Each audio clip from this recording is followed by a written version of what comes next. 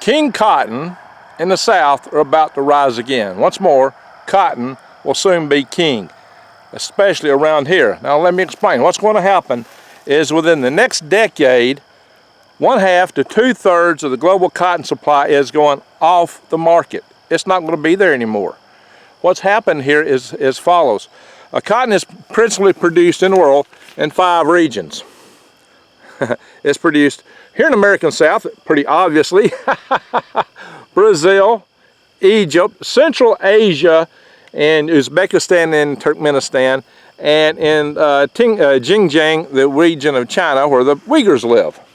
And what's happened is this.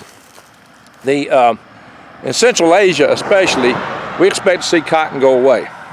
Oh, cotton here, it's going to be fine. It's going to get even better, especially since we've gotten rid of the boll weevil, which was our biggest issue growing cotton in this area. The boll weevil is a no more. The boll weevil ain't coming back. So cotton can spread once more in the South. Now here's the thing. The market's going to get a lot better because for us, the Soviets back in their area diverted 2 rivers, the Amu and the Sir, I believe they're called, in Central Asia into the desert to grow cotton because they didn't want to have to be reliant on global markets to grow cotton, to get cotton products. They want to be self-sufficient.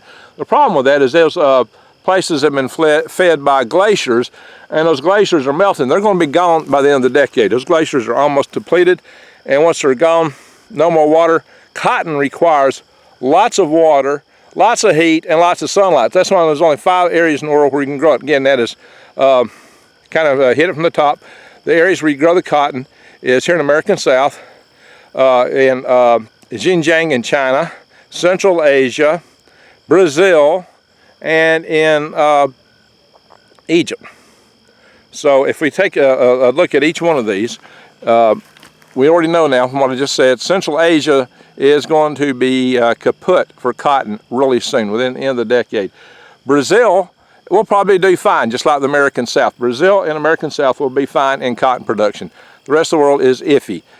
Egypt is very much reliant on the global agriculture market. Very reliant on it. What they've been doing is growing cotton, selling it, and buying wheat, subsidized by the government, no less. But the population in Egypt has grown so much that if they diverted all their agriculture back into growing wheat, they probably wouldn't have enough. And if there's a bump in the global agriculture, there's going to be starvation in Egypt. So the Egyptians are really, really sensitive to the market. And right now they're having major disruptions in wheat supply and wheat cost, mainly because of several things. One is that conflict in Ukraine with Russia and Ukraine, both of which were major suppliers of wheat to them. And 2, just the increase in cost, drastic increase in cost of fertilizers. And some of that's probably not even coming back when this war is over because a lot of the facilities from which they're getting that just ain't going to be there anymore. I can go on that more in the future, but I'm expecting a permanent cost rise in fertilizers. I don't think it'll ever go back down. That's a whole nother topic. But what's going to happen is Egypt is probably going to have to go offline and quit producing cotton. Actually, it was Egyptian cotton that really made the market crushed the market for cotton here in the American South after the 1860s, after the War of Northern Aggression. That and the boll weevil pretty much did a lot of the cotton farming in this area. Boll weevil's gone, Egypt's gone away, the Central Asia's gone away.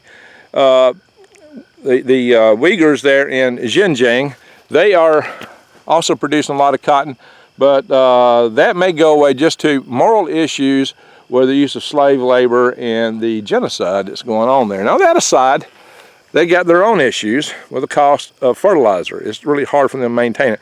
In particular, in China, it costs about 5 times as much to produce crops as it does just about anywhere else in terms of inputs for fertilizers and things like that. They're not in a good spot for agriculture production. So even their agriculture requires a lot of input. And similarly, they may divert to food to feed their growing burgeoning population throughout China. So we can expect the Uyghur country in Xinjiang, Egypt, and Central Asia to all go off market. Definitely Central Asia. So what you got left is Brazil and right here, the American South. As you can see, we got plenty of cotton. plenty of cotton. And I'm here in North Alabama in Madison County. Madison County and the adjacent counties, Giles County and Limestone County, and no, not Limestone County, Giles and oh shoot, the county's up here in Tennessee, Lincoln County, all grow a lot of cotton. Lincoln County and Giles County, Madison County. We used to grow cotton in a lot more counties here in Alabama, and they've cut back because of the boll weevil, but I'm expecting it to make a return. When I was a kid, that's what we grew on the farms on Sand Mountain. They quit growing on Sand Mountain about 1972 and started growing soybeans. I'm expecting this guy to return and reign because the price for the farmers is going to go up dramatically. But this is an impact. This has an impact on you, the consumer, and the people buying food, because more and more of our crops are going to cotton. And the other crops that will be raised here in the South will also fetch a premium price because of both the increased price of fertilizers, but mainly because of the problems with the aquifers out in the Midwest. A lot of these aquifers are being depleted. Their production rate is going to go down at best. They'll be able to produce a lot less than what they're able to produce now. I predict the United States will still be able to feed itself, especially if you use my universal habitat technology in terms of basic food stocks. But my friends, that's the bottom line. The cost of food is going to go up and continue to go up because more and more production is going to be lost to things like loss of water, and production will shift to non-food crops such as cotton. It's good for the South. It means when we do grow corn and beans and other crops, we're going to make more money on it. So the South will be a new agricultural center in the nation once again. So the South shall rise again. At least from the agricultural standpoint. But anyway, so there you go, my friends.